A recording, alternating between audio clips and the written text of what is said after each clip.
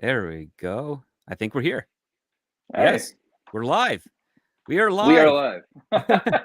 It's uh, alive. we are live. Hello, everybody. Thank you so much for hanging out with us out there in the chat. I am, of course, the script doctor here with actor, director, writer, and journeyman Tom Konkle to talk updates of his independent feature film, Island in the Stars, in an Australian sci-fi adventure. How are you doing, Tom? I'm doing great. I am super excited. There seems to be a lot of interest. People have been kind of voting with their wallets and contributing to the project. And as you and I were talking about a little while ago, this is a way to positively affect some change by capitalizing a new project. So I'm excited. It looks like, from some of your information you've been putting up, it looks like the writer's strike might be resolved. At least they're talking. Is that correct? Yes, there's a tentative agreement right now. It's being voted on today to be shared with and then voted on by the rest of the union. So fingers crossed that's in a good progressive state, traditionally progressive, not what the heck's going on in the political spectrum, which is closer to people getting back to pitching, writing, and in some cases, what you're doing with this, which is presenting an original idea, an original intellectual property that answers the calls for fun content that a lot of people in the sphere of YouTube have been very thirsty for. So the floor is yours for the next few moments to pitch us Island in the Stars. Well, that's the thing. Island in the Stars is a movie that I have wanted to see. It's again a classic. Pirates of the Caribbean meets Star Wars meets Jules Verne, Treasure Island feel. It's the kind of movie that I have wanted to see for some time, and I feel that the bellwether, just kind of reading the room as it were with you and some of my colleagues and things. The audiences are hungry for something that at least attempts to be fun again, to be an original property, not necessarily based on something that is more pure cinema. Certainly Island in the Stars is an opportunity for me to apply the skills that I've been kind of honing over the last 20, 25 years to create a Australian-based action adventure science fiction film. And in doing so, it's been interesting. So many people have been rallying around it, both in talent, in finance. Crews that I've worked with are like, hey, let's do this thing, let's get going. It really is a plug in some capital here scenario because I think people are ready to do it. I saw that the creator is dropping. I think that movie is coming out, which is an original sci-fi by Gareth Edwards, who did Rogue One, and I'm super excited for him to be able to push something out.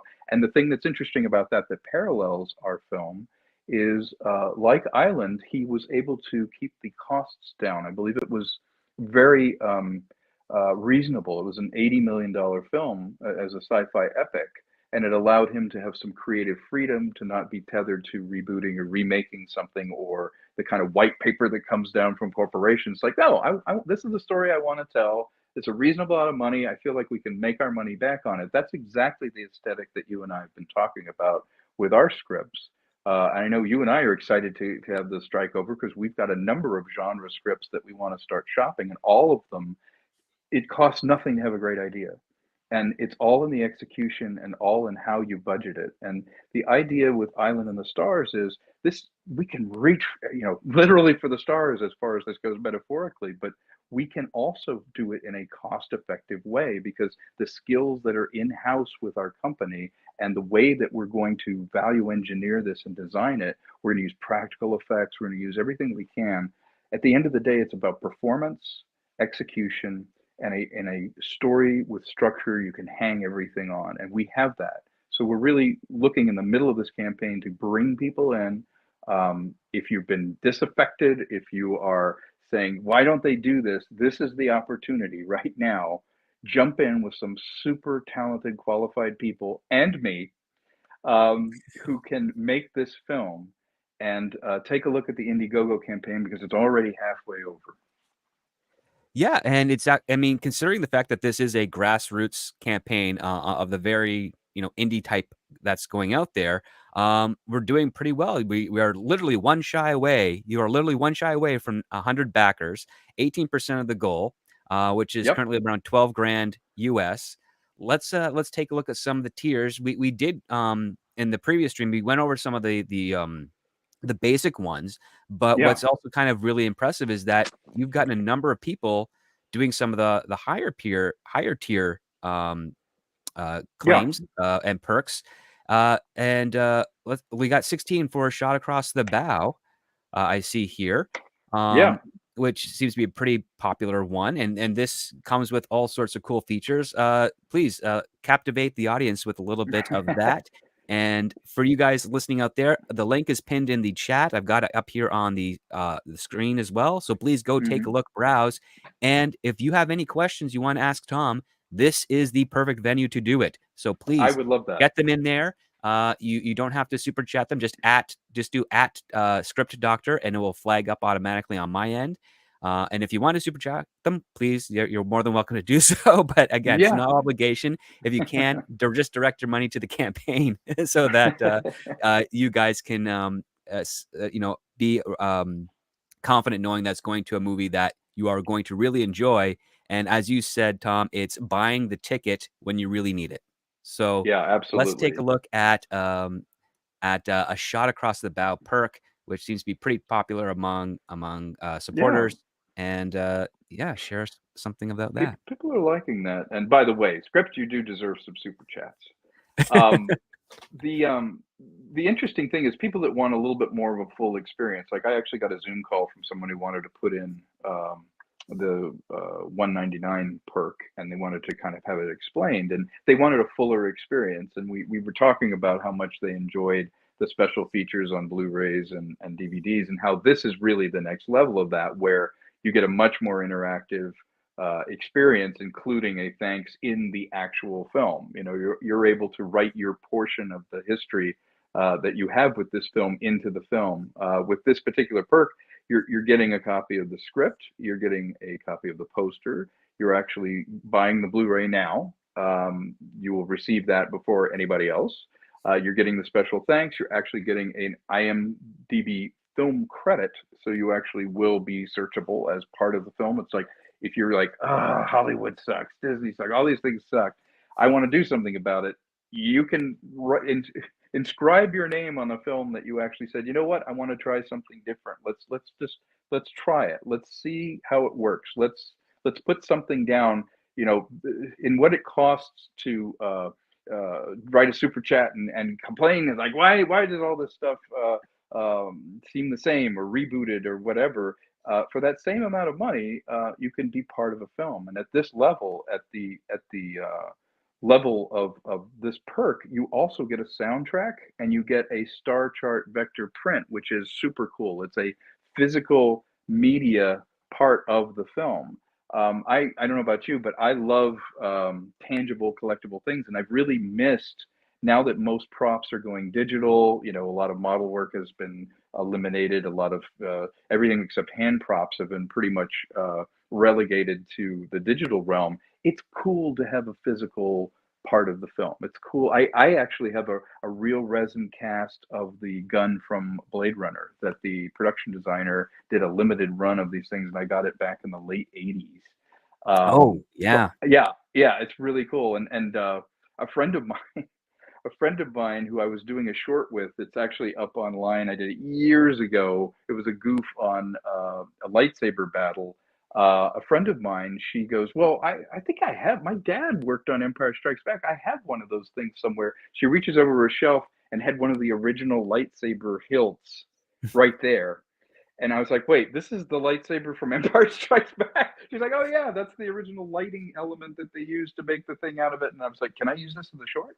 And she just had it there, you know, as a piece of history. So the star chart was some way that we could figure out how could we give someone a little piece of the actual film, you know, that you're part of it, that you have some tangible thing of like, hey, I was there, you know, I was fed up and they wanted to make this movie and I contributed to it. And this is the way that they thank me is by giving a piece of the films, the soundtrack you can enjoy, which is going to be a symphonic, amazing soundtrack. I'm huge fan of John Williams and Jerry Goldsmith, and you and I have talked about even writing to music. We like to put on classical music or soundtrack music and listen to it. So this perk level gets you really deeply involved in the making of the film. At this level and above, you are getting a special thanks and an actual credit. So it's kind of worth it if you feel strongly about wanting to support indie film.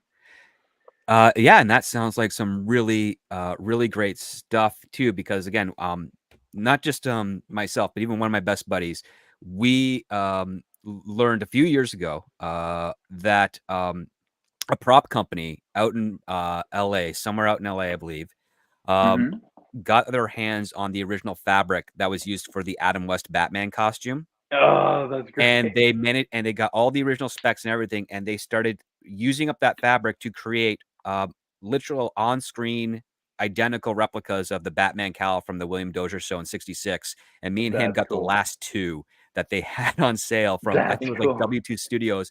But it's everything about it is as authentic to the show as possible. The only thing is never used in the show because Right. people don't know Show. this.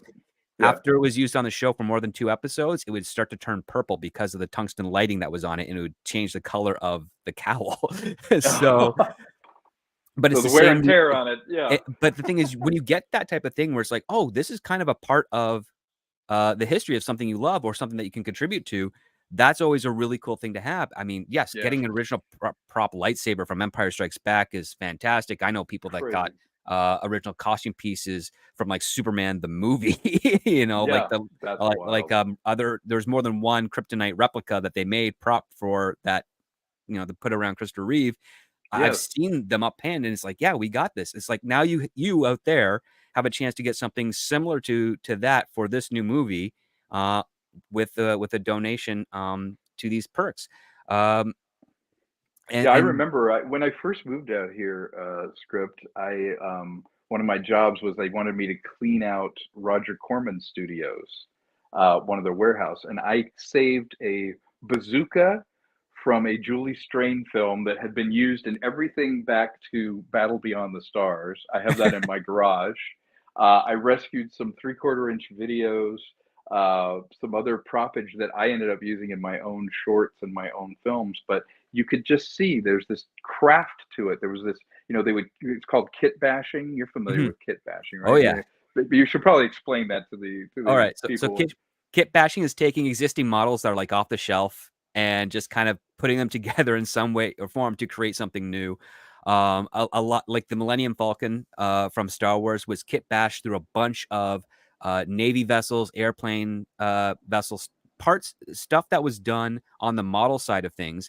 But what was interesting is that they're all based off. These are literally real models, kits based off of real craft that was used in World War II and throughout the military.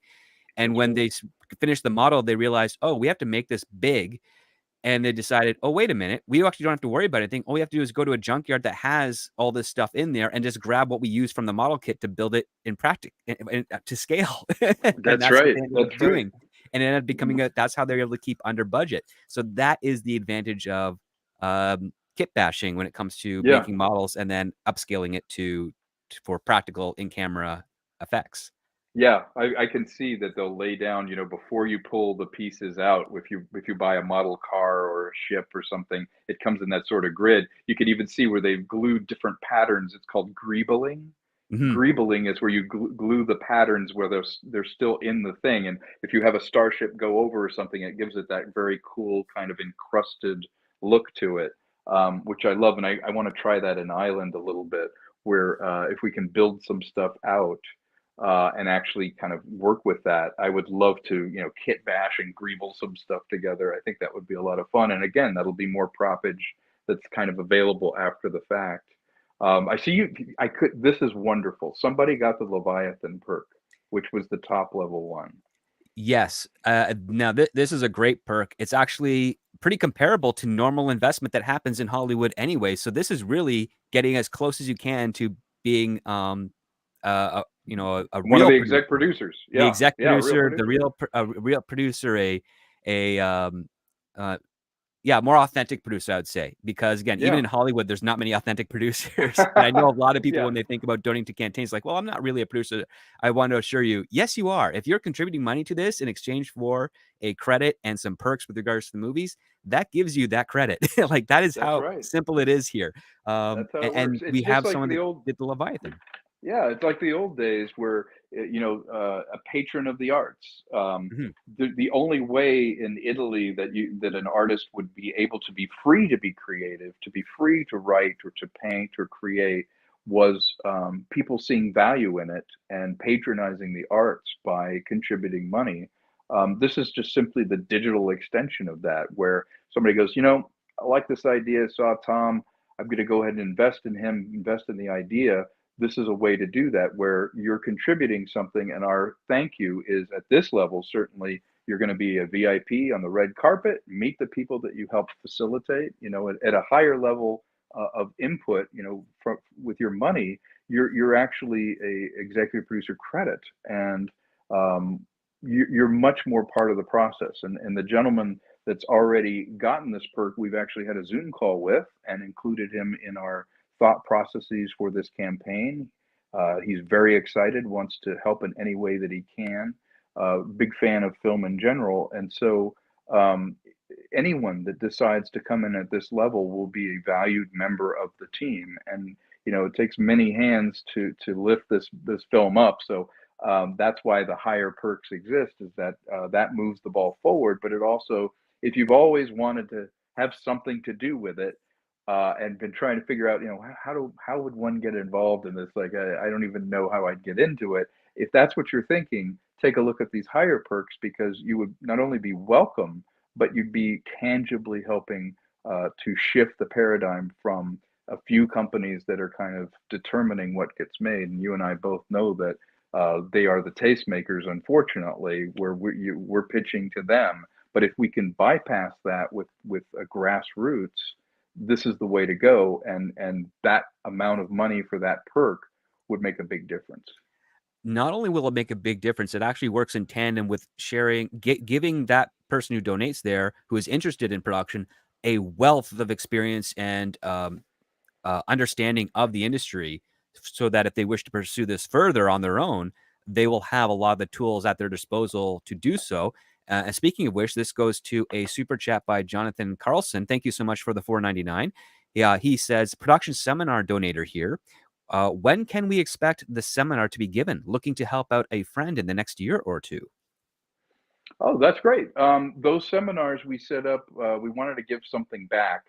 Um, I used to teach production at UCLA for a while. I did the summer semesters on it, and it was very rewarding, because you start going, I don't have anything to say, and then you realize, oh, actually, I do have a lot to say about how, boots on the ground, how to make these things happen, because it's two minds. It's the creative mind, the business mind. We are hoping to get the film, if this goes successful, then I believe we will have the film launching in what would be summer in Australia, would be our winter of 2024, which means that the seminars, we can carve out some time during that process and also during the post process, particularly the producing seminar, some of the other seminars like visual effects, that kind of thing. Depending on, I don't know which particular one you were interested in, but those make sense during this active period, because we can sit down in the situation, in the actual edit bay or in the production office, and address your friend or your own problems, ideas, things that you want to talk about, and we're actually making a movie. So I believe the end of next year would be the time that we would begin. All right. And that's also something because you'll actually have uh something of an example to show that might pertain to many questions that they have. Is like, oh, I have a question with regards to, well, how did you rally together, or how did you expense these types of funds in order to Yep, solve this problem?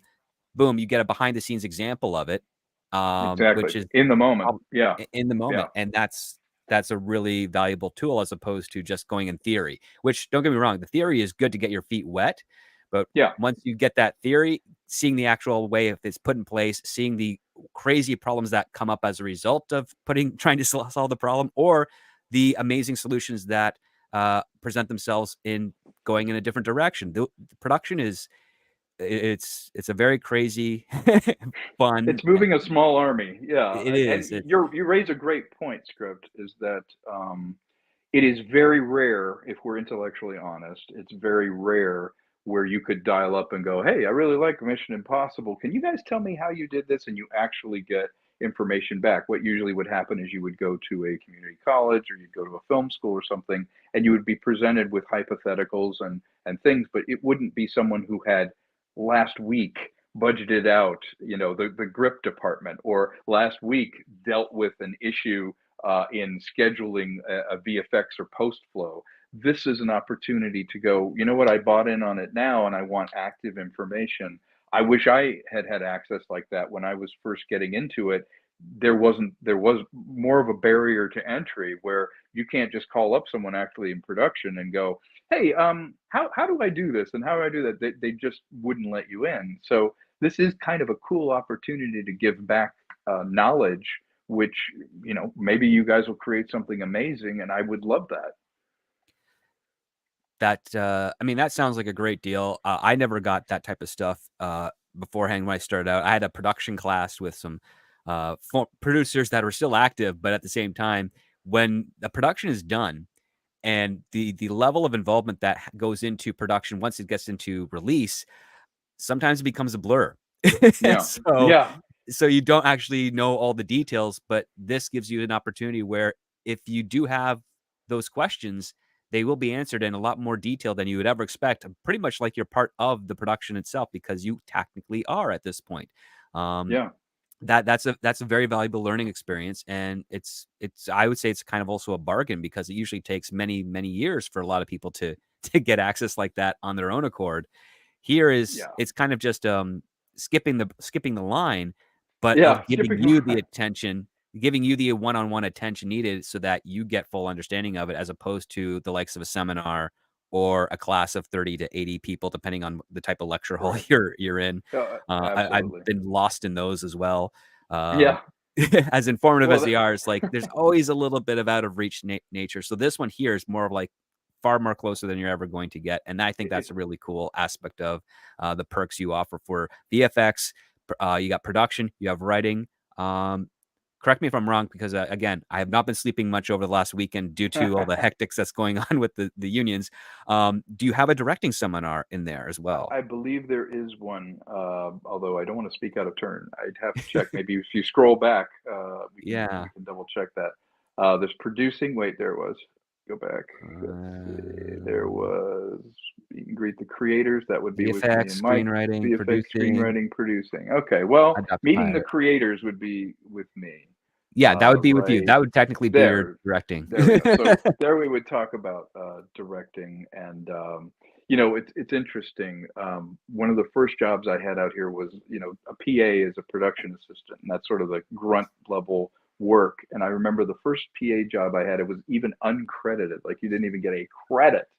Mhm. But I didn't realize what a great position I was in. It was for a movie called Shocker, which Wes Craven did. Mitch Pleggy was in it. He's the bald guy from the X Files. This was before the X Files, I think. Yeah. And we ended up in this. There was a bar scene downtown, and we were waiting for. I guess the smoke machine broke. Because we were trying to fog it a little bit. You put a little atmosphere in, and do a little bit of this. It's called misting.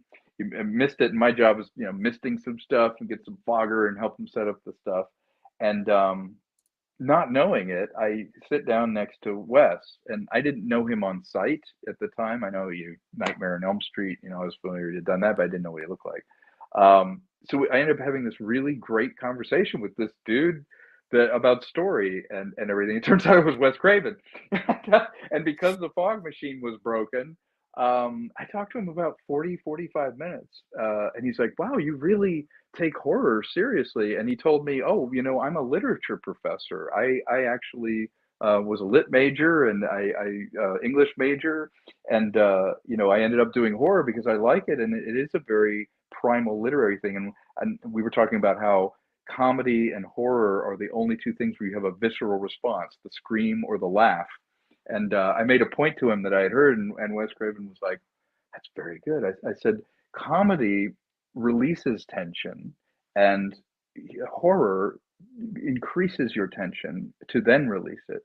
And in doing so, both of them are the most visceral genres. And interestingly, they're two of the genres that you don't need stars. That the genre is what sells it. You can have a comedy that's funny, and no one goes, "Well, but who's in it?" And you can have a horror movie that's scary, and people don't go, "Yeah, I'd see that, but so and so's not in it." Um, and we were talking about that, and Wes was like, "You know what? As an entry point, that's why horror made sense for me to get into, because I could make the movie I wanted to make, and it didn't need to be a star vehicle where I, as a writer, would be waiting forever to get permission to do it. I decided to make this genre film and go, screw it, I'll just find good actors. It doesn't matter if they're a name." And I had the nicest conversation from then on. He would always include me and say, "Well, here's what I'm doing with this shot." So I got a master class with him just by taking an interest in him, and not knowing who he was at all. Yeah. Not connecting the bridge, so to speak, No, right? well, this is pre-internet, remember? Yeah, So if you didn't see a photograph of him, you you wouldn't wouldn't know for really know Wes Craven on sight. Yeah. right. Yeah. Um, that's a fantastic story, and that's something that might happen with you if you sign up I want to with give the back with this meet and seminar. greet the Same creators. deal. Yeah. Yeah, sit down and talk with me, and that to me is the most fun, because we love movies and we love cinema and we love telling stories, and it's such a hard job. It's the thing that makes it worth it, if you love it and you want to do it anyway. So these meet and greets, we can share some stories. We can share our love of cinema, our gripes and grouses, but also inject some positivity. And how can we make this work where you can make indie genre films and not worry about the Hollywood system or the star system? There's a huge shift from that. I think I read somewhere that Chris Evans even admitted. He goes, "The characters are the stars of those films, not the actors. The actors can go on to another movie, and it doesn't make any money at all because people are there to see the character." And that's a real shift in the industry. It is. Anthony Mackie also made the same point, and it's not.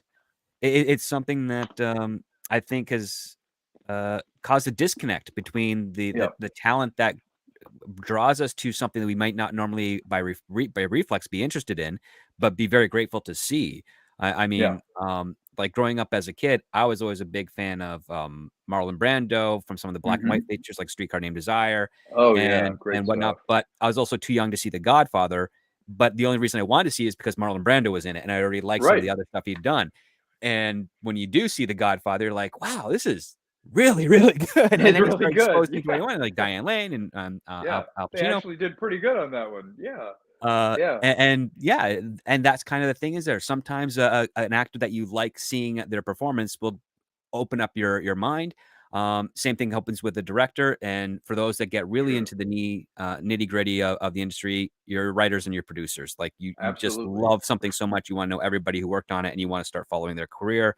That's what I was doing with Tom Mankiewicz, who wrote, Superman, the Oh movie, yeah. or he Fan- rewrote it because it's credited to the Newmans and Mario Puzo. But we Yeah, all know the truth here in the sci-fi. original script doctor. He's the Yeah. original script doctor. You're right. I think what you're saying is, in many ways, we're simpatico with the taste. Like, we used to follow the taste. We're like, well, if Harrison Ford likes this, I might like The Fugitive, or I might like Witness or something. So I'll take a chance on a movie like Witness because Harrison saw value in it. He wants to work with Peter Weir. The writer of that looks interesting. He's doing kind of the Cadillac of movies. Then I'm going to go and check out what he's doing. And so that used to be our sort of way of seeing. Well, maybe I agree with them. Maybe if his taste aligns with mine, it'll do it. But somewhere along the line now, I think now it's a character driven thing where it's like, I'm not going to go see the next Arnold Schwarzenegger movie. I'm going to see Captain America. And that's a different paradigm. What I'd love to see is a balance. Mhm. I would love to see, in the old days with television used to make stars. That's why you didn't see stars on television. You wouldn't see Dustin Hoffman on television. You would make a star. You would start a television show and that person would become a star, whereas movies were the realm of stars. Now I feel like with indie film, we can start making some stars. Our lead in this. Emily is incredibly talented, but she's not a star in that she's carrying these big budget movies. It's just someone who has the skill set but hasn't had the opportunity to do this. Otis, the male lead on it, which is a super cool part, he I'm really looking at elevating a very talented Indigenous Australian actor. You know, there's so many great Aboriginal actors. There's so many Indigenous people that just never get like romantic lead, and I think why not?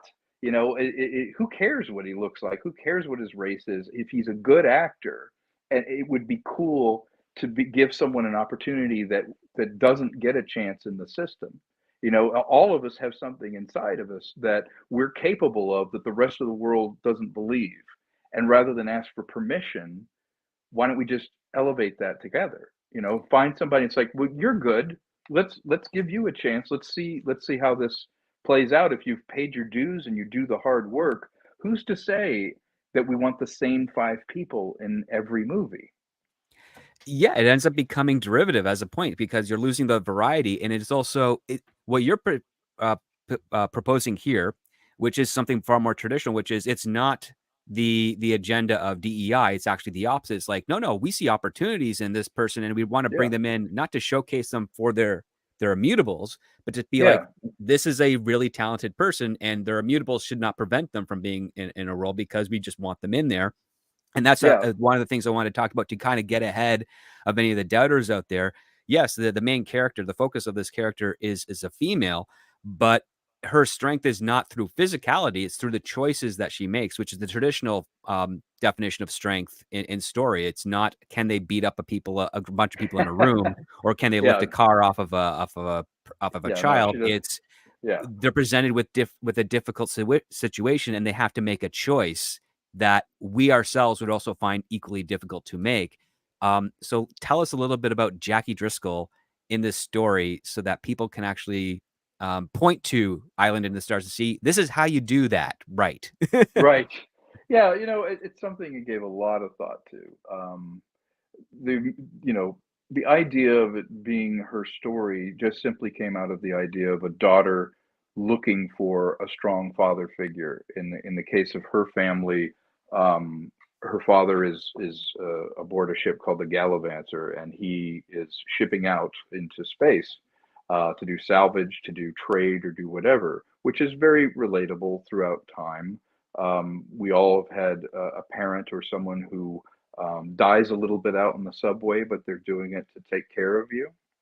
And when her father doesn't return, like any woman, she wants a connection with the masculine energy that he brought to the family, but she wants to take care of her mother as well. And we've all been in the situation of living life where it's a slow drip, but you're bleeding.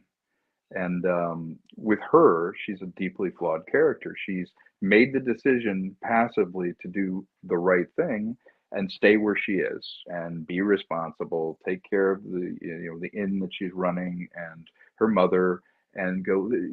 This is for other people. Yes, I wanted to go to the Naval Academy and I was doing well, but I feel like a hero by just staying here and not acknowledging the call to adventure. And this story starts when the call comes to her, and it's not something one can ignore. It comes in an interesting form, it comes in a dangerous form, and the nature of it arriving makes it impossible for her to remain in stasis. And what I mean by that is, once the call comes, just like all of us in our lives, when something happens and shifts that paradigm, you can want things to stay the way they are, but even if you stay in one place, if everything else is moving, it's moving away from you and you're seeing a drift, you're seeing a change, you're seeing things in movement. It's you can't be alive and just be in one place and be static or stagnation. And so once the call to adventure comes to Jackie Driscoll, she's in danger.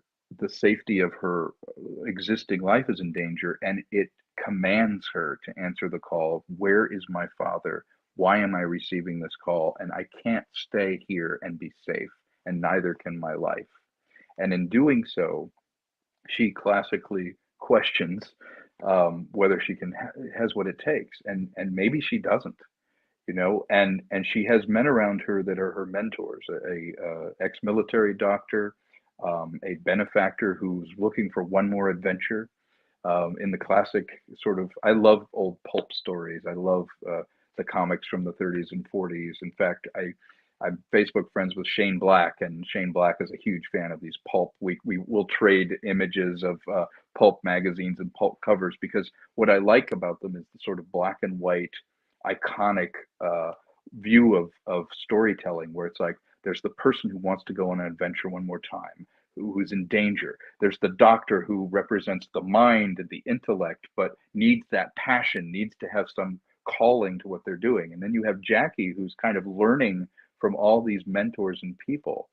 And at the end of the day, I feel like it's worth going on because it's about something. It's about Jackie finding her bliss. It's about Jackie realizing that sometimes you try and do the right thing. You can clamp down on someone if you love them, and you don't want anything to happen, but often you have to break out of that mold. And I've gone through that in my own life, where as much as I wanted my son to stay and it would have served me to have him around, I want him to have an adventure. I want him to go out, go to college, do what he needed to do. And the last scene in the thing that ever got written, I couldn't have written until I said goodbye to, my only kid, and sent him 3,000 miles away to have this adventure that I didn't know he was ready for or not. And the words just tumbled out. And I think the best science fiction, the best adventures are at the end of the day about something. Even the kinetics of Raiders of the Lost Ark is very much married to human emotions, to a real heroic journey, and to a deeply flawed man who is confronted with so many things that he has to overcome. Well, she's also finding out that's a big, dangerous universe out there, and she is not equipped for it to begin with, but she needs to find a way to cope with it. So that's what Island of the Stars is about. It's about people, it's about our human experience, and it's about anybody who decides one day to go, you know what? I can't stay like this. I need to do something. And what's really fascinating about that is how traditional it is with regards to making stories having that personal connection, not just to the author of the story, but also to us as an audience. You can take a look at the most one of the most famous ones, which is Star Wars, which is it's a farm boy who's trying to reconnect with his father, whom he's never met, and he's got the mentor of Obi-Wan, who was his father's best friend. Yes, So you have that connection there. Then you have absolutely. something more recent like Top Gun Maverick, where you have Rooster, Yeah, or who's he lost his dad when he was a toddler. He lost his mom. He has resentments to his father's best friend, who has actually been looking out for him in the background, and they're trying to kind of reconcile. And you've got this connection to him, where Maverick has feels like it's his own kid or his nephew. Anything he feels responsible for him, and then that was the core of that story. Oddly enough, it has a very Star Warsy plot, but at the core of the story is the fact that he's trying to make amends and trying to showcase the complications of what their lives are in this field as yeah, pilots for the Navy, and at the same time trying to be like, listen, yeah, your dad's not here, and I tried to pick up his slack, and I'm not trying to replace your father, but I'm here for you if you need a voice, if you need advice, if you need guidance and stuff, because Lord knows Maverick has made a lot of mistakes, and yeah. I he love Top wants, Gun Maverick. Oh, I love that movie. And you're and it's right. got that personal story, yeah. Swap the planes out for spaceships. It's the best Star Wars movie we never saw. And that's the thing. There's an integrity to that storytelling. These movies aren't the reason we like the lightsabers and we think the plane flying stuff is cool, because at the end of the day, though, it's about the people in it. It has to be about that. It has to be about something. Otherwise, it's just things. Like you can always tell when a trailer in a movie's going to suck when like the first 15 seconds, 20 seconds, 25 seconds is all just the front of a boat, this, another thing. It's all things. It's not faces. It's not emotions. It doesn't connect us. Star Wars grabbed me. I loved the used future. I loved the world. But at the end of the day, the exhilaration that I felt when he finally, blows up the Death Star and becomes someone that he was not at the beginning of it. That's why all the other stuff around it was cool. That's why I liked it. You like Excalibur not just for the sword, but you like it because that's the journey that Arthur has to take. That's what he learns from Merlin. That through betrayal, through heroism, all of those things the mantles on the people, and then you pile on top of it a super cool world that we want to live in and explore and be in, but we don't resonate emotionally with things the way we do with people. Exactly. So we've got a question or two in the chat. Sure. Everyone out there, again, if you have questions for Tom or about Island in the Stars, get them in now. We're only going to be going for another 20 minutes at the most, and then we'll call it. So we want you guys to get those in as soon as possible to help support Tom with this Absolutely. awesome movie. I've got my stamp of approval on it because I've read the script a number of times, and I really Yes, and I enjoyed it. appreciate it. And by the way, he gave incredible feedback. He went above and beyond. I owe a debt of gratitude. Script Doctor is legit. Anybody who goes, I haven't written any, no, no, no. I've written 3 scripts with him. He knows his craft. He is humble. He's the kind of person when you're collaborating with him, he's like, you know what? I didn't think of that, or I might not agree, but let me hear out your idea. Well, the first thing I ever worked on with him, he was like, you know what? I have strong opinions, but I'm malleable, and I can come up with Yes. these things. And he'll have 15 more good ideas if you question one of the ideas. It's not a question of scarcity and creativity with Script Doctor. It's just a matter of point him at the right thing, get him excited about it. And so, what that means is if you get notes from him, then those notes are in the spirit of what you're trying to do. He's not trying to rewrite or redirect you away and say, well, this would be great if you just made a different movie or if you just told a different story. That's what so many notes that aren't constructive are. A constructive note is, I see what you're trying to do. Let me try and help you get there. Or have you thought about? Or this one little thing could help you achieve your goal. Because someone trying to engineer a script that they want to make on the back of yours is not as helpful as someone like Script Doctor who goes, I see what you're trying to build here.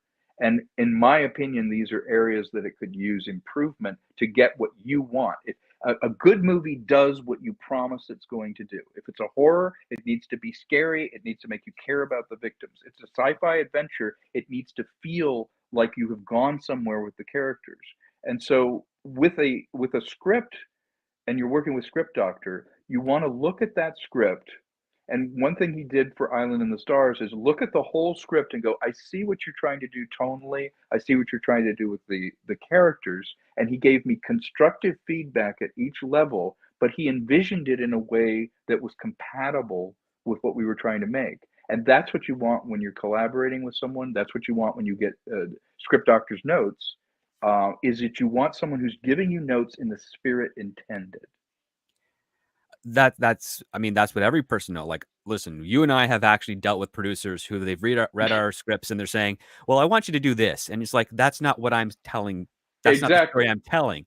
And Yeah. for me, it's like, okay, I usually put whenever someone sends me a script that they need notes on, whether it's as a script doctor, as my real self, I'm like, okay, I don't Yeah. care about the script as, a personal thing. All Yeah. I care about is what does this writer want to say with this script? And if I can Exactly. find that and I can identify that, my entire goal is, okay, is what are you saying as strong throughout every page of that script? And any point where what they're saying is not as strong as other parts, it's like, okay, my notes have to be able to facilitate them making those 2 pages as strong as these 10 pages over here. Yeah. And Exactly. that's the easy method. That's the easiest method. It's a method that I remember hearing in old audio recordings of Robert Evans when he was talking Yeah. about stories and scripts. Stuff I've heard from obviously Coppola, again, another Godfather reference. Things I have also heard from Martin Scorsese.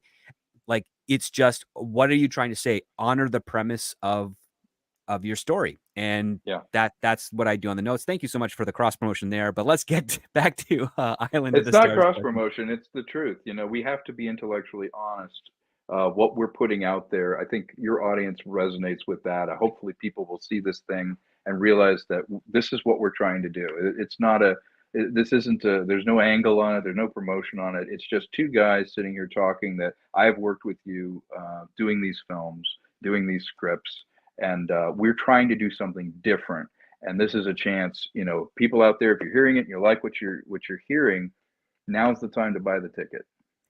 Now is the time. And speaking of someone who has also supported you in getting the word out, we have Last Call with Troy Pacelli, Nice. good friend of the channel, great live stream pitching Island of the Stars. I'm gonna post it in the pinned comment after this live stream, so you guys can go watch that, because it also addresses other questions that might not be at the Yeah. top of your tongue right now. But he Hmm. says, Tom, Ned, and I are really pulling for you. We want this film and you to be a huge success, and to the extent it depends on us, it will be.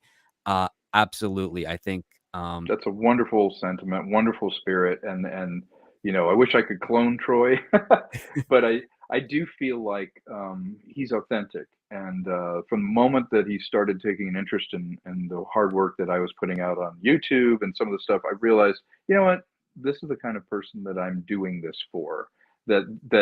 For me, the joy of it is sitting back and watching it through someone like Troy's eyes, or him getting excited about something I do. He's like, "Ah, man, I totally get what you're doing." It gives me permission to enjoy my own stuff in a way that I can't when I'm trying to make it. I get to step back and enjoy it through someone else. So him pulling for us means a lot to me, because that's why I'm doing it. It's why we're all doing it. I mean, listen, there's, what is it, 80% of us get in the industry for the money, only to be disappointed that there isn't any. And then the 20% of us get in there to tell stories and are shocked when we can find money for it. I know. It's like that's the gift, the dessert is to be able to do what you love to do. And most of the time you're looking for money and permission to do it. Now we've gotten rid of the permission thing. It's like, I'm tired of trying to pitch Amazon and Netflix. I've been there, done that. I realize now we just go to the people that want to see it. We have the skill set. Vernon Wells and I were just laughing. Between the two of us, we have literally 100 years of experience making movies. He has produced movies, he's acted in movies, he was a stage director. I directed on stage for 15 years. I worked as an actor for almost 27 years now, which is hard to believe. I've been directing since 1988. I'm tired of being a waiter. I want to own the restaurant. Wouldn't we all, right? and, Yeah. that's the way it works. We have a great question from Lester San Jose, the Skeptic Tank, who asks, will the movie not be made if the goals aren't met? It sounds like there's good progress, which I'm happy about. Thanks. Yeah, that's a terrific question. This is twofold. This shows people the optics of it. Is there any interest in an original sci-fi adventure film like this, an old school Hollywood genre film? These are the eyeballs I can show. The more people that we go, hey, someone not only said, yeah, I'll see that, but they actually put their money where their mouth is. That is good, not just on a marketing standpoint to show people, but on an investing side. We have put together, over the last 2 years, a very extensive Australian budget for this. There is two things that can happen. If we don't make our goal, it is a little bit more difficult, but not impossible, because we need to get a entertainment lawyer. We need to do some of the infrastructure. This helps us build the cash register. We're going to make this thing. I mean, we were going to make it before we had the idea to do crowdfunding. The pandemic stopped that a lot, but this is just another way that we're trying to make it work, but we will make it work regardless. The vast majority of this financing is coming from the second wave investors who will be putting in millions of dollars. But this is the audience. These are the people that want to go see it. They're actually going to be involved. This is a great proof of concept that there's interest, and also it builds the cash register so we can accept the larger amount of money that's been offered. That's that this is part of the struggles of not just Great question. independent film, Yeah. but even regular film as well. Because even when you're Yeah. pitching to a studio, it doesn't matter how many names you have, you still have to be able to prove, is there audience interest to something, especially when it's an original IP. And Yeah. the That's been a last real 10 years, barrier. guys, the last 10 years, you could probably point to a majority of the movies that you saw that are probably based off of something else that you've read or watched or seen. Or Heck, rebooted. Yeah. uh, Yeah. I just found out a few days ago that they actually adapted. Remember Spencer for Hire, the TV show? Yes, I remember Yeah. Do that. you know that Mark Wahlberg was in a Netflix featured revival attempt of Spencer for Hire remake back in 2020? I didn't, I did not. I didn't but know that either. I just saw they're thinking about rebooting The Office, which I think is appalling. yeah. But Ah, again, that's the thing right now. There there's is no a fear. ideas out here. Yeah. Well, there's a fear of ideas, and I think if you Yeah, want to show the industry that the fear isn't the idea, the fear is failure, yeah. and you got to take that risk. And here's an original idea that does all the things audiences want. It does a lot of things even the studios want. And It's if you want to right see this here. movie here, it's right here. This There, the opportunity. literally, I've had A-list people say they want to do it. I just need to pay them. There you go. We have Project Cambrian says, Tom, as visual artist, I always enjoyed distinct design language that adds to the story. Have you nailed down that visual language specific to this project yet? Yes, that's actually a really good question. Obviously, I'm going to be hiring proper concept artists.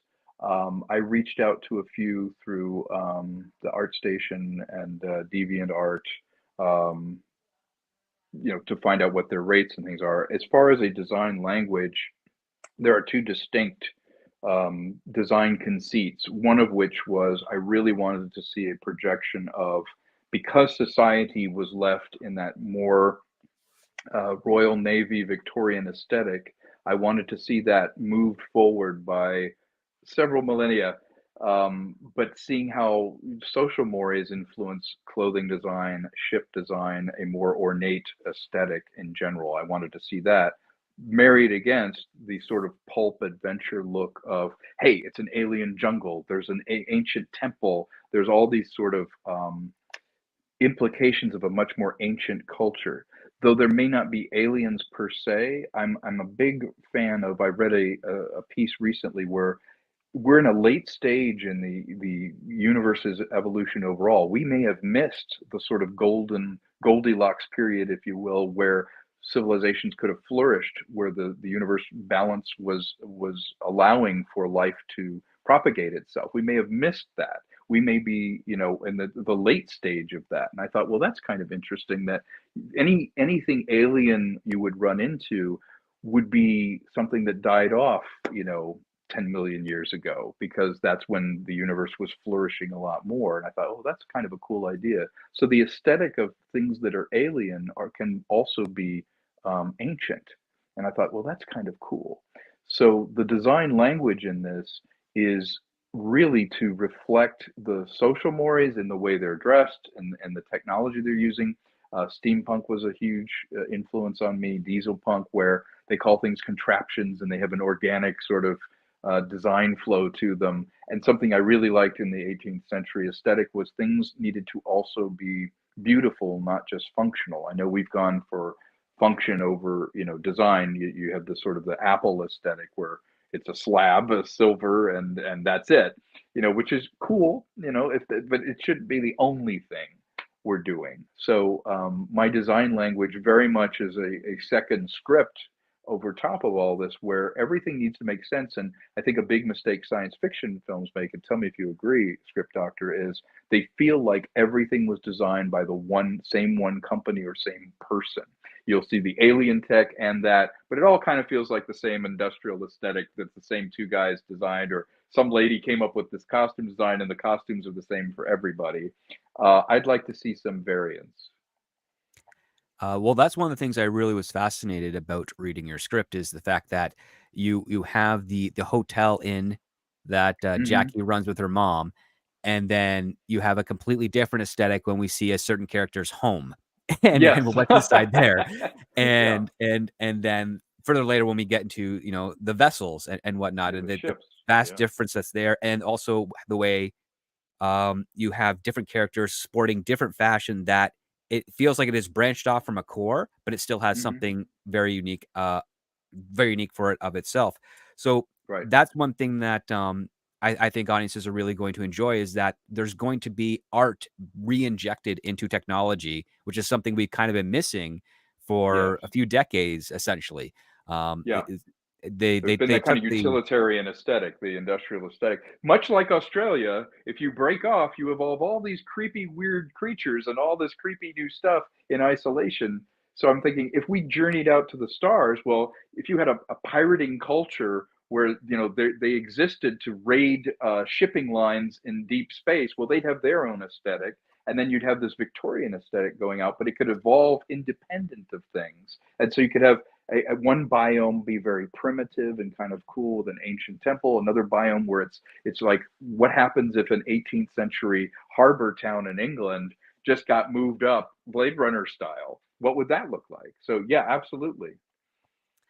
All right. So that seems to be all the questions we have right now. But guys, Okay. if you are out there and you have any questions, now's the time to get those questions in. We are going to be wrapping up shortly. I want to thank again Tom for spending some time here today to promote this. We're probably going to do another one before the campaign ends. We have 17 days left on Island in the Stars for this. As Tom said, that any contributions will help get this made faster. Essentially, is really the the goal here. Right. Because even if you guys don't reach the full total out of your goal, it is still going to be made, which means that any of your investments from supporting this are going to be returned on with regards to the perks and the access that you get for whatever tier you have subscribed to. I want to I think thank. that's a great point, if I may. I'm sorry to Sure, interrupt. I go just ahead. wanted to Yes, say please. that's the dangerous thing we're kind of straddling. I have to be honest and say I don't want to give the impression of like, this could go or not go, because then it creates a kind of, well, they'll be fine without the money. But by the same token, I want to be honest and say there are many ways that I'm looking at to try and get this made. And so, yes, it is make or break to try and make our goal. We would be intellectually dishonest to say it wasn't. I think it would be a sign that there's interest, a sign that we're able to achieve this it would be a real win. But by the same token, I don't want people to go, well, wait a minute. If he raises, what is it, the 89,000 in Canadian, somehow he thinks he's going to make the movie. Yeah, It's like, 66 well, that US. yeah, that to me is, if we're honest, that is first money in, which is the hardest to get. You're helping to capitalize the film. So yes, it makes absolute sense, and we're not Pollyanna about it, where it's like, oh yeah, this is the only way. But by the same token, this is a very strong way to show interest, to show, if you're fed up about stuff, this is a way to put your money into it and go, let's try something different. And it is important because if we could reach the goal, we've outlined, if you look at the page, the IndieGoGo page, I literally have, Lucinda worked out everything. And we put in there where the money's going, what stuff costs. If you look at right there, so this funding goal, those are the actual legal costs. This is SPV setup, which is setting up a company in Australia. I want to pay artists for storyboarding. We need insurance. A data room is the place where you put all these documents so you can show an investor that you're good, you've got your company set up and all that. That costs money too. Doing all the logistics and administration of moving the production to Australia. These are all real things that if we don't move down there and we don't get that stuff set up, we're not going to be able to reach out to actors and pay them. So a lot of this, nisting, casting, things like that, and the PR, these are just hard costs that people have that we're trying to raise some capital to do it. I've put my own money into this thing for the last 3 or 4 years to keep it going, but at some point, it just makes sense to say, hey, does anybody agree with us? Who wants to jump in and be part of this thing? Yeah, and the best part here is that this is some pretty solid disclosure when it comes to the building costs of an independent production. Unlike other campaigns, or at least other things that I've seen pitched around town, um, Tom and his crew have put forth like, this is what we need. This is why the money is the price is this point, and there's nothing extra going on behind the scenes, as some people like to do in this industry. We have another question from James Caserta, who says, are you going to continue on with other sci-fi next, or continue this franchise with legs as a tent pole? You know what? I would never presume without doing a great single film. Like this one needs to work. It needs to stand on its own and be good. That being said, uh, Mike Smith and I, who we started writing this thing and concepting the whole thing, already have two fantastic ideas to finish the story. Because every story that's good presents opportunities and other ways for the characters to be. And so yes, there is a way that building out this world, there needs to be a legitimate reason to tell the story. You can't just tell the same story over and over again, in my opinion. You have to have a compelling thing. One thing that's really cool about this story is it leaves enough needing to be looked at that yes, there's plenty of opportunities to finish the story, but I want this story to work. I would never presume to say this is the beginning of a franchise, this is the beginning of a trilogy. I think that that just isn't how my brain works. It's also one of the more smarter tactics that we don't see a whole lot of in the industry, which is have the audience speak first, whether or not we have to make another one. Exactly. Um, I would never presume. You're right, and I feel like this has potential to play in this universe and do some stuff. And it would have to be something where there was a compelling reason. People went and saw it and went, wow, this is really good. I'd actually like to see more. There are certainly more things we can do with the character. Knowing what this first script is, it leaves enough stuff open while at the same time feeling like it completes a story. yes, and I think that's a good way to do this. Like because again, we when it comes to Hollywood, nobody really knows anything, right? Yeah, So what we really have to be mindful of is okay, well, if we all believe, you especially on this one, that this story has value to the audience, and it's going to be very, very fun and worthwhile for them to get involved in. yeah. And you just want to get it out there to see if that perspective is reinforced, is confirmed. Mm, And I think you hit all the true markers, the true check boxes of what an audience is looking for when it comes to a movie, as opposed to these other artificial ones that have popped up over the last few years. yeah, So, absolutely. I think that's the best foundation to start with when it comes to presenting a new idea, because when we look at the pantheon of film over the last decade or so, what are the new franchises? Like, what's Yeah, something that's new that's really taken storm? We haven't had another Harry Potter in at all. a long Um, time. Yeah, Harry Potter was early 2000s. Yeah, and even yeah. John Wick was 2014. It's almost 10 years old. I What has know. popped up in between then? And here I am, not just as a screenwriter, but also as an audience member. And I'm like, well, Island in the Stars could definitely fill that gap, could be a one more contributor into that need of a new IP that hits a genre that people love, and Yeah, at the same time broadens that genre as well for other people. Because when you take a look at the science fiction genre, it's basically Star Trek, Star Wars. Then the next tier is Battlestar Galactica and Babylon 5. And then the next tier before that is like maybe Firefly and Space Above and Beyond. And it's like, well, the tiers of actual visual content of science fiction, they seem to be very small in each tier as they go. We that's need true. more injected in there to elevate all the other ones up as well, and also make those other ones, kind of check their stats and be like, oh man, this thing's coming up and it's really, people are really liking it. Well, we got to start doing better as well. And that Mm, creates a nice little momentum in the industry where the audience gets to win, where they see, oh wow, Island of the Stars did this. People really like these types of characters and these types of stories. Maybe I can inject that into my existing science fiction property, absolutely. and Yeah. everybody benefits, not just because you inspired one, but also because we inspire each other, and audiences respond in kind. I think that's a very useful thing, and probably That's a why great there has energy been around that. that stagnation when it Yeah, comes no, to. absolutely. And other science fiction? Yes, absolutely. I've got 2 other scripts, that would be fantastic, sci-fi original scripts as well that I've been kind of, shopping around, and more in the pipeline. Yes, if this works, and, I think it will, there's plenty of things in the pipeline that we can create. We have the skill set to create, and, I think people would really enjoy it. I just wanna see the stories. I just wanna see this movie. Yeah, I mean, I want to see it too. I think it's well needed. You've sent me a link to share. I am just trying to get it pulled up right now, so Yeah, I bear thought this with would be me kind of on fun. that. This hasn't seen a lot of light of day. This is a one-on-one with Vernon Wells, who was talking about his passion for the project. I thought people might enjoy it. It might be a nice way to have us end our conversation. And I just want to say thank you for having me on again. You've been incredibly supportive. The chat has been very supportive. Hopefully, anyone seeing this, after after the live stream takes a look at the pinned link.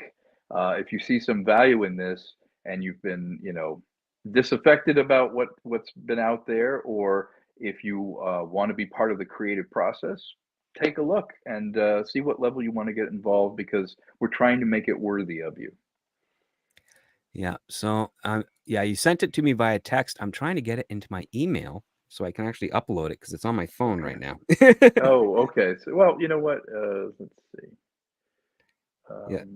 Would you like me to email that to you? Yeah, just reply to Okay. the email I sent to link there. Then I can actually pull it up because for some reason when I'm sending it to myself via email, it's saying it's not sent. Okay. Okay, and that's This is where we vamp, right? this is where we vamp. This is where we talk. Please, guys, get in your questions right now to give us something to talk about while I get this link for you. There we go. A little bit of honesty on there as Well, you well. know what? The thing I did want to mention is we've started to, because of this campaign, we've started getting some outreach to some actors from the sci-fi world, that we're talking to their agents. They're watching with interest. If we get funded, we can start doing what's known as a pay or play, or an offer to them, a small percentage of what we'd be paying the actor to be part of the film. So that's another factor to think about, is as we get interest and more money coming with this, it gives us the flexibility to go to someone and say, okay, you're interested in being in this. Your agent's saying, well, you're not going to say anything. We're not going to say you're part of it unless you pay us some percentage. Well, if we're able to raise that capital, we can legit make that offer. And that's how it works. I've been doing this for 20 years, and you've got to be able to show that you can pay something to get someone to commit to be part of your project. It's just, that's the currency that they have as an actor.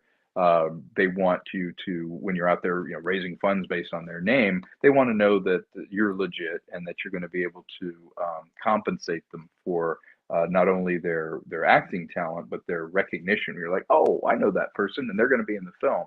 So that's another reason why it's better now to put in some money so that we can start making the offers to people faster. All right, so I've got the thing here. The audio should be Oh, sharing. great. It's saying it's sharing on my end. So let's listen to this awesome thing. Tom hired me to do this wonderful, wonderful film called Trouble Is My Business. And it was a film noir, which I just had so much fun doing. I really enjoyed being around him, working with him. And one day we were sitting around, he said, so tell me, what's 3 films you want to do before you leave this mortal coil? And I thought, wow, we're getting a little personal. But I'll tell him anyway. And I said, well, I would love to play the pirate in Treasure Island. And I would love to play the captain in 20,000 Leagues Under the Sea, the captain of the Nautilus. About 3 months later, he rang me up and he said, I got something I want you to look at. And I said, sure. So he sent me over virtually the breakdown of Island in the Stars. And I was like, oh, you have got to be jerking me. This is so cool. One of those things I've always thought, God, I would love to just be that person, get out and be that man. And I got the chance, which was really, really cool. So I am so psyched about it that it's terribly embarrassing to talk to me. I get all carried away with it. He's a multi-layered character. He's not just this cruel, mean, horrible person, and he's not this sort of sloppy, nice person. He's a piece of all of them. There's all these little. It's like cutting an orange into 8 squares. He's 8 of them, and there's a piece of him in each one of them, and all those pieces are always intermingled and being used. And I think that's the fascination with him. The villain to himself is the hero. The villain is doing something he feels is right. Our hero is the villain to him because our hero is trying to stop him doing what he thinks is right. Working with Tom is great. I love working with Tom because we are great friends and we both have the same sense of humor, which is stupid. and we enjoy what we're doing. Tom has that same sensibility that I have. Is if you're going to be on set doing a film, make it fun. You're having fun. The other actors are having fun. The director's enjoying what he's doing, directing you. And also, the director can actually direct. And that's one thing that Tom can do. He can direct. I mean, even if I hit him in a fight scene, he refuses to go down. I have to continue with what I'm doing. The thing about Tom when you're working with him is he can't speak in English. He speaks in terminology of what we're doing. We've got this spaceship and it's 300 miles long and 60 miles wide and we've got 12 decks. It's like, I only said good morning, Tom. So he speaks. That's what I love, is because his mind is there. You know, when you're talking about the film, Tom just lays it out in front of you. I'm looking forward to beginning the pre-production, and I will be one of the producers with Tom and two other people. We have an Australian producer as well, and it's much nicer to cast a film with everybody in that film who fits the part and is the part, because then you believe what you're watching, and that's what we're trying to get, and that's what we want to make. But I get the idea that this is a world that exists and we are going to inhabit it and use it to our advantage to make a film. And just from that perspective, from me personally, I've been in this business since I was, I don't know, quite a long time. And I know every in and out, up, down, sideways, you name it. I've done every goddamn thing.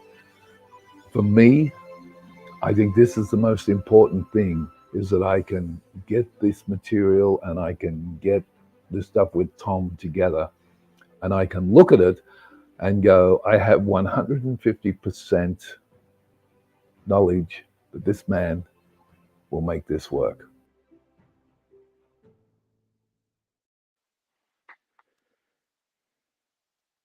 He's too kind. He's really amazing guy. I'm so lucky to be working with him on this.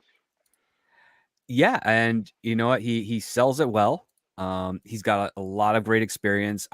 Having read the script, I think this is the type of role that'll definitely stand shoulder to shoulder with all the others he's had Yeah, he's before. perfect for it, isn't he? Yeah, He is, and yeah. I mean the story that you've told to me about this project is that you kind of wrote it not even really 100% with him in mind. It just happened that his taste was in that right area. You're like, you are now fitting into this role. Yeah, you're kind of perfect. Yeah, no, it's true. I think, when you're with like-minded people, it brings these things in your orbit because your tastes align and your aesthetics align. And if you can be friends with a purpose, I think that's the healthiest kind of friendship. One of the things I was saying about male friendship is I enjoy most when I'm not just sitting around wasting time with my friends, but we're actually creating something and doing something positive together, because I get to enjoy them as people, but I also feel like we're leaving something behind that marks the friendship. It's like, here's their friendship, and they made something that will last beyond it. We created something. We got together and we had fun in a positive, non-destructive way. We made this thing together, and it's a bunch of friends getting together, doing what they love and enjoying each other, and there's something to show for it. Well, we've already got some good news here. We got an additional backer for you, Tom. You're at 100 backers for the support. 100. That's That's fantastic. I'm that's a glad we sweet get to spot number. celebrate that. That's a Yeah, good that's a number. sweet spot number. That's wonderful. 18% Thank of you. the $66,000 US goal for Island in the Stars. Fantastic. Please, if you are a supporter out there, share it on social media. Tell your friends about Island in the Stars. Is there any last final thoughts you'd like to present to the audience here listening live or listening on the replay, Tom? Absolutely. Keep an eye on this thing. It goes faster than you think. It will be over. If you have any notion, have a sense of urgency, get in there, become part of this. If you are fed up, we offer a safe haven for that. We're trying to do something decent. Look us up. You can see that we are professionals. We want to do it. We're not two people in a box somewhere. We do this for a living. We just simply want to do this for us and for you. And thank you for having me on, Script Doctor. You've been incredible and supportive, and I look forward to some of our scripts getting made as well. Yeah, absolutely. And I look forward to hearing all the progress that Island in the Stars takes when you guys go into production, because I think that's going to be a lot of fun, not just Yeah. for you guys making the movie, but for all your backers who are able to see some of the cool stuff that they're getting from their support, as well as who knows what else will be trickled out during production You to never know. continue generating interest. You never know. Darth Plato is here. Hi, Darth Plato says, that sounds right up my alley. It's up the alley of a lot of people. We just have to get the word out so that they can actually come in and get excited about it the Absolutely. way the rest of us are. Pass on the word, Darth, if you want to contribute, but also, the best kind of recommendation is somebody going, you know what, I like this. You should check it out. So anything is deeply appreciated. And with that, we are going to call it. We all have other appointments to get to. Yep. I'm Unfortunately. actually talking to an investor here next. So wish me luck. So yes, we will wish you luck on that. I want to thank everyone in the chat so much for spending the last hour and change with us talking about Tom's independent adventure science fiction film, Island in the Stars, produced by Vernon Wells with Emily Coop as the lead. I want to thank Jonathan Carlson for his generous super chat. I want to thank Troy Pacelli, Lester San Jose, Project Cambrian, and James Castora for your questions, along with everybody else. I want to also thank Mags and Adega for being mods in the chat. Thank you for sharing those links. And never forget, guys, when it comes to great storytelling, it all starts with the script.